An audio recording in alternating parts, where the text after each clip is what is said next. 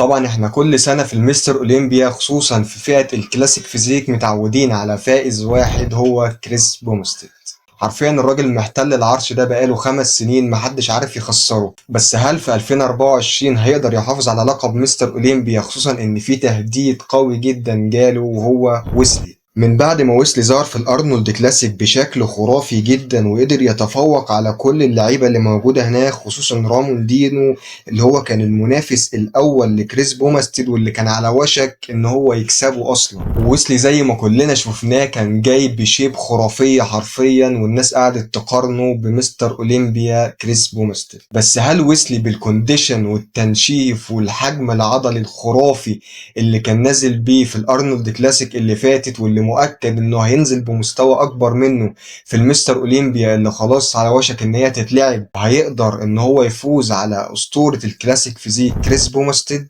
وانا هنا بتكلم عن واحد بيجي حرفيا كل سنة بمستوى اقوى من السنة اللي قبلها، ومتربع حرفيا على العرش بقاله 5 سنين محدش عارف حرفيا يهزه او يوقعه من المركز الاول. حرفيا كريس بوماستيد لوحة فنية مرسومة لفئة الكلاسيك فيزيك، الراجل حرفيا ما فيهوش ولا غلطة. فهل ويسلي بالكونديشن بتاعه والحجم العضلي والبروباجندا اللي عملها الفترة الأخيرة هيقدر يكسب كريس بوماستيد ولا لأ؟ خلينا نشوف الاتنين جنب بعض ونبدأ نقارنهم ونقول توقعاتنا في اللي هيقدر يكسب المستر أولمبيا الجاية، هل هيكون ويسلي ولا كريس بوماستيد؟ للوهلة الأولى كده أنت ممكن تتصدم من الكونديشن بتاع ويسلي القوي جدا هنا، بس لو جيت لاحظت اللاتس عند ويسلي قصيرة شوية ومرفوعة لفوق. طبعا الدراعات عند ويسلي قوية جدا جدا جدا، والكتف كمان عنده متميز جدا ما شاء الله. بس لو جيت بصيت على كريس هلاقي ان الرجل عنده طبعا اقوى بنسبة 100% من ويسلي، اللاتس واخدة شكل الفي شيب اكتر.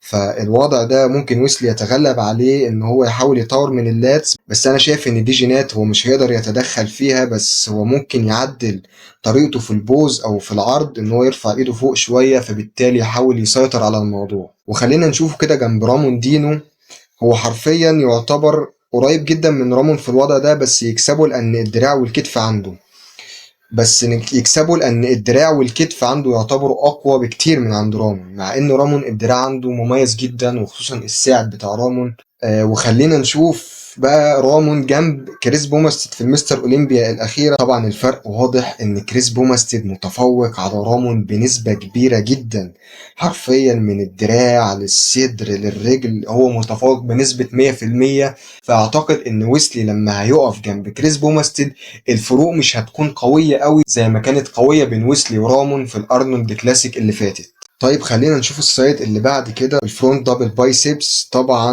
انا شايف قدامي لوحة فنية حرفيا، الاتنين في الوضع ده مميزين جدا. اللي مميز ويسلي ان اللاتس عنده عريضة قوي ويعتبر وسطه زي وسط كريس بوماستيد، بس الفرق ان اللاتس عنده عريضة قوي من فوق، وبرضه الدراع قوي جدا عند ويسلي ودي حاجة مميزة جدا في الوضع ده، بس كريس بوماستيد متفوق عليه كتير قوي في الرجل. فالوضع ده برضو اللي ياخده كريس بوماستيد. يعتبر السايد شيست بتاع كريس بوماستيد من كوكب تاني حرفيا، من اول الرجل هو متفوق.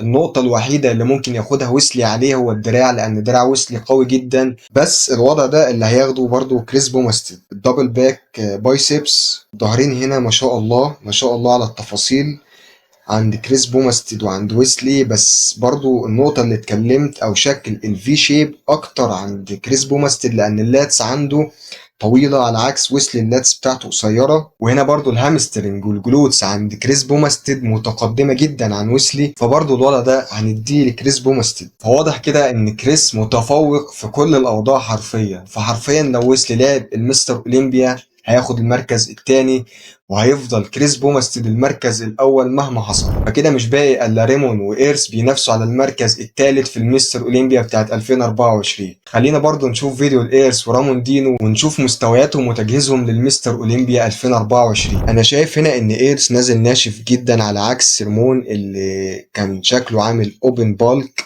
بس البالك برضو باين على ايرس على انه ناشف. يعني زائد ان هو ناشف، هو باين جدا ان هو كبر في السايز بتاعه، وان هو عمل بالك قوي جدا برضو عن السنة اللي فاتت. فحرفيا هنا ايرس شكله بيهدد ريموندينو ان هو هياخد منه المركز الثالث، فالمنافسة هتبقى قوية جدا على المركز الثالث في المستر اولمبيا سنة 2024. فهل يا ترى انت من وجهة نظرك المركز الثالث هيكون لريمون ولا ايرس؟ وكمان عايزك تتوقع لي مين اللي هياخد المركز الاول، كريس بومستيد ولا ويسلي؟ هستنى تعليقاتكم تحت وهرد عليكم كلكم باذن الله. كده يكون فيديو النهارده خلص، واشوفكم في فيديو جديد باذن الله.